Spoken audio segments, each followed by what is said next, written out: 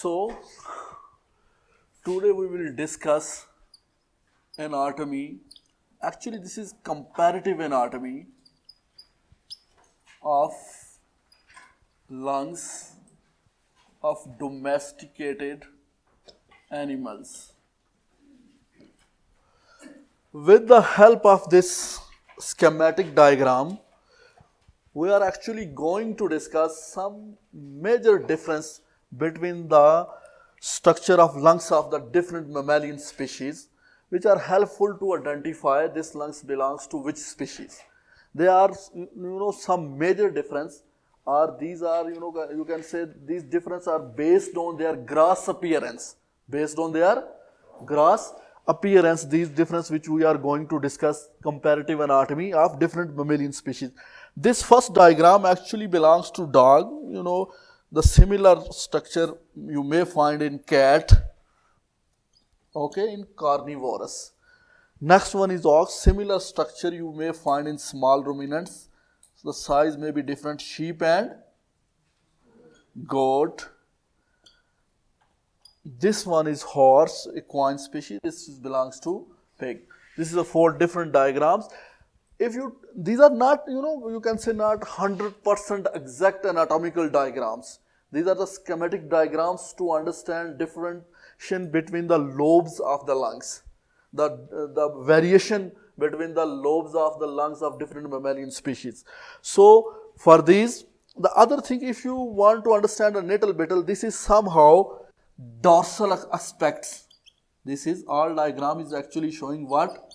Anatomically, they are showing the dorsal aspects. I am sure you have some basic knowledge. These lungs are always paired. Lungs are always paired, left and right. Or in this diagram, this is what? Left, this one is right. Left, right. Left, right. Left, right. And other important things which you already know, that lungs are always found in thoracic cavity. The major space of thoracic cavity is covered by lungs. We are actually going to the focus lungs, grossly. Lungs divide into what? Divide into lobes. Divide into, this thing is important, you need to understand. Normally we said the lungs have many lobes, lobulization. So here, normally we know that on the left lungs, on the side of left side, the left lungs have normally how much lobes? 2. How much? And the right lungs always have 4. This is the normal number for what? For the lobes of lungs in different animals. Normally animals have 2 lobes on left side, 4 lobe on right side, or on the right lungs in other sense. Normally right lungs is larger than the left. The right lungs is larger than the left. This is a normal in many species. So 2 on left side, 4 on right side. Point is that some terminology if giving focus to this structure. So this region at this side will be known as what? This is known as apical side of lungs. For both, for left and right. And this will be known as base. This will be known as base. At the same time, you can call this area is the cranial. You can call cranial, and this will be called as caudal. This will be, you can call as caudal. This one you can call as cranial. These are the basic terminology. Are you getting my point? Okay, next things you need to understand. If you go more in deep how they are located in the cavity, here you will be in the base area. In this area you will be find diaphragm. In every animal you will find what? Diaphragm. Diaphragm. Here this area, this top or apical, this will be attached with what? In cranially, thoracic inlet, a term, area where the structures enter into the thoracic cavity, which is known as what? Thoracic inlet. That's clear. These are some things which will helpful further you to understand the different lobes. Come here. We know that we have two lobes on the left side. We have two lobes. If this structure belongs to dog, okay, which is actually belongs to dog, so this upper lobe on the left side will be called as what? Cranial lobe. Will be called as what? The name for this lobe is what? Cranial lobe. For every diagram, this story is same. This is also known as what? Cranial lobe. Cranial lobe, C for cranial, okay? This is also known as what? This is also known as, so what does it mean? This, you can make it more correct. Left cranial lobe, okay? This will be right cranial lobe. Here a same story. Left cranial lobe, right cranial lobe, left cranial lobe, right cranial lobe, left cranial lobe, right. This down one. This is called as what? Caudal lobe. Left caudal lobe, right caudal, left caudal, right caudal, left caudal, right caudal, left caudal, right. Left side we have two lobes. Which one? Cranial lobe and caudal lobe.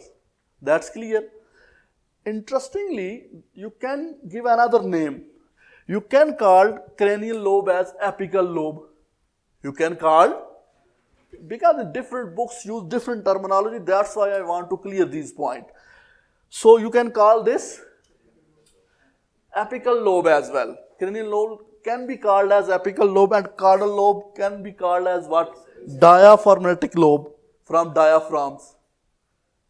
You're getting my point? Thing you need to understand. Left side we have two lobes. Which one? Cranial and right side we have four lobes. Two you have already. Which one? Yes. The top one is what? Cranial. Here it is called as middle lobe or intermediate lobe. It is called as middle lobe, or in every species we have here this one. This is the cranial lobe. This is the middle lobe. This is the caudal lobe. The number 4 lobe which we have, it is known as what? Let me write here what 4 we have. Number 1, cranial. Number 2, middle or intermediate, okay. Intermediate. Number 3, yes, caudal lobe. Number 4. Number 4 is accessory lobe. Which one? Accessory lobe. Accessory lobe. This accessory lobe actually not located on the upper surface, not on dorsal aspects. These are inside. But this is a part of right side. This is a part of behind, you know, in other sense, behind the right caudal lobe. Behind the right caudal lobe. If you, on the live animal, you will pick up this right caudal lobe, in down you will find what? Accessory lobe. Up to now we know what? We have 2 left lobes which are known as cranial and caudal. Cranial and caudal, and we have 4 on right side. Left side 2, right side 4, cranial, medial, caudal and accessory lobe. This is a basic understanding we have. So here in diagram, I think you understand which is the cranial and which is the caudal, which is accessory. So this, for every species, this is accessory lobe. Okay. This one is cranial, this one is middle, this one is caudal. Similarly here, this structure is belong to horse. This is belong to pig. Horse do not have middle lobe actually. So that's why in this diagram you will not find middle lobe. Let me focus on the different things which you need to understand. Number 1 here, look here. You know this red lines here, you can find these lines. These are, focus here, these red lines. These red lines are actually the deep fissures. These are the deep fissures. They are natural cuts. Naturally, if you go, that's why this deep fissure is actually this dividing this whole structure into cranial and caudal lobe. This deep fissure actually dividing this whole structure into cranial and because this deep fissure. So these deep fissure are dividing lobes into the different lobes. As a natural cut on live animals or in the lab, you can find this the fissure on the lungs of different animals. That's clear. So this fissure you will find in the different, because this fissure they are dividing, they are making this the middle lobe, making this one is the caudal and this one is the one. Another important things you need to understand. In species like ruminants, large and small ruminants, and species like dog, we have another interesting story. This on the left side, these cranial lobe actually further divided into two parts. Further divided into, not into two lobes. You're getting my point? This is interesting, need to understand. In simple sense, you can say that in some species, this cranial lobe is actually divided into two parts. This cranial lobe is actually divided into two parts. Look here. This is not a complete fissure.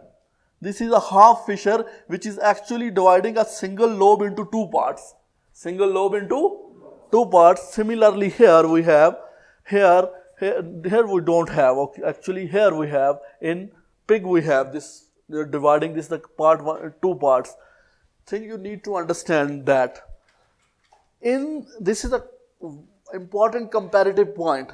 In the ruminants on the both sides, left and right lungs have this deep fissure. That's mean the left cranial lobe of the ox are divided into two parts, and also the cranial lobe also divided into the two parts. But rest of species, this is divided into two parts, but only left side, right side do not. Point is that same here, only left side divided, right side do not. Here in horse we do not have clearly visible fissures. This is thing you need to understand. Rest of three species have very much clear. You can observe with naked eye very easily this fissure, but in horse you will not find fissures. The surface is smooth. Only with some notch or some structure you divide these lobes into the different lobes. But here lobes help you to divide the different parts. That's clear? This deep fissure has actually helped to divide to the different lobes. So point is that the cranial lobe of the left side of the species are divided into two parts except horse. So this one will be called as left cranial part of cranial lobe. Cranial part of cranial lobe. This one will be known as what? Left caudal part of cranial lobe. Similarly here, this one actually also dividing on the right side. Clear? Similarly here, this one. That's clear. So point is that some species the cranial lobe is divided further into two parts. That's clear. The next interesting thing is that your horse have some variations. These variations are what? Number one variation is that they do not have fissure. Number two variation, which is also important, they do not have what? Intermediate lobe. Intermediate lobe is missing where? In horse. This is important. Okay. And if you're looking on the ox, the most interesting point is that in the horse, the right side lungs is also divided into two parts. That's clear. So these are some basic things. And one of the more major thing which you must understand when you are discussing what? Ox lungs or ruminant lungs. Another feature which with the help of that you can differentiate, which is that, this structure is what? This structure is trachea. Am I right? So what trachea actually do? Trachea actually first bifurcate from and then enter into the one part to the left lungs, one part to the symbol is that this your trachea will be divided into, am I right? This division is known as what? A single is called bronchus. Am I right? These, they have some name. What? I think they are called as principal bronchus. Am I right? They are called as principal bronchus or Look here in all these diagrams. These trachea are bifurcating. This diagram is not much clear, but after bifurcating, the major bronchus is entering into right and left lungs, entering into right and left and right lungs in every species. Am I right? This is a normal pattern we have. This trachea will bifurcate into left and right bronchus. Am I clear? But in ox, especially large ruminants, also in small ruminants, there is the extra bronchus. We have normally these two, left and right bronchus, principal bronchus entering. But for this, which is known as what? Right cranial lobe. Which one? Not left one. Right lungs. Right cranial lobe have a additional tracheal which is directly entering into what? Entering into right cranial lungs. This is called as what? Tracheal bronchus. This is called as tracheal bronchus, which is directly entering into, also called as apical bronchus. Also called as apical bronchus. For getting my point, this is a comparative anatomy point is that your large ruminants have what? Have extra bronchi. Have one extra? Yes. The division, this, in sense, simply you can call the trachea of the ruminants divided into three branches. Divided into, one enter into left, two enter into this extra one is known as what? Apical bronchus. Rest have symbol, left and right, okay? This is the point you need to understand. That's clear? Okay. Now, some basic things you need to understand that in the lobulation or the lobules of lungs, we have the set parameters. On left side we have 2, on right side we have 4. Left side we have cranial caudal, right side we have cranial caudal, intermediate and accessory. All species have some difference. If you are talking more difference or more complex lungs is belong to the ruminants. More complex lungs is belongs to the ruminants because both sides, left and right side, their apical lobes or cranial lobe further divide into two parts. And also they have an extra bronchi which is also known as apical bronchus, which is also known as, which enter into the right side of the lungs. This is the important thing you need to understand. And the differentiation you will find, the more variation you will find, which will be within the horse. What? Number one, they are little smooth. They do not have fissures. And the upper lobe is known as what? Cranial. Lower is caudal left side. Similarly here, this is what? Cranial. This is caudal. There is no middle lobe in horse, but they have accessory lobes. And similarly, they follow the pattern of the pigs. You will find similar with the somehow dogs, but they have division or this region on the left side, not on the right side. But they also have clear what? Middle lobe. They also have with compared to the horse. That's clear. These are the difference you will find where? In the lungs of different mammalian species. Am I clear? If there is no fissure in horse, how you will differentiate the different lobe of horse? This is the question. Because this lobalization is actually based on what? Fissure. So if there is no proper fissure or clear fissure in horse, how you will differentiate horse?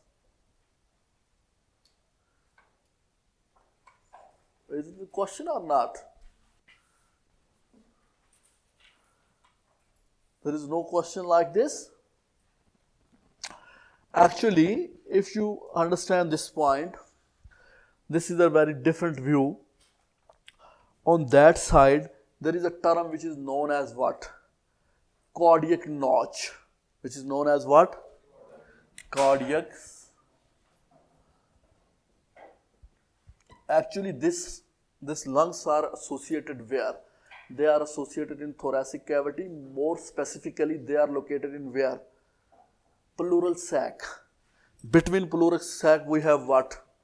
Mediastinum. We have what? In mediastinum, we have what? Heart. You know, and there is own cavity.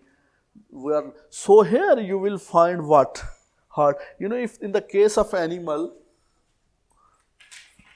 I can tell you what? If you look on you take a left view, okay, like this. Here, let's suppose we have diaphragm, okay. If this is belong to horse, how many ribs horse have? You know this? How many ribs horse have? 18. On how many ribs horse have? 18. So here you will find number 18. There is number 1 ribs. Okay. On the left side, we are looking from the left side, left ventral view. So we will have like this, you know. This hole is what? This is your left lungs of horse. This hole is what? This one is definitely caudal lobe. This one definitely apical or cranial lobe. Am I right?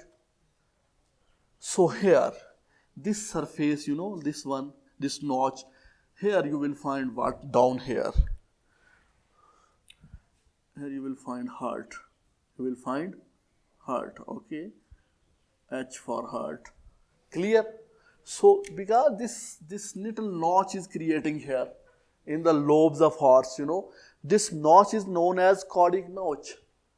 Not only horse have cardiac notch, all other species also have cardiac notch because every species have heart. Every species have, even human beings have, okay? And in human beings, especially on the left side, more prominent cardiac notch because left heart is a little on left side. To accommodate that, that's also a reason the left lungs is small, the right is big one. So here this is known as what? Cardiac notch. So this cardiac notch actually, only in the case of horse, is helpful to divide this lungs into the different lobes. Helpful to the divide into the, in other species we don't need because there we have fissures. But that doesn't mean there we do not have cardiac notch. We have cardiac notch because every species have heart. That's clear? Okay, thank you very much.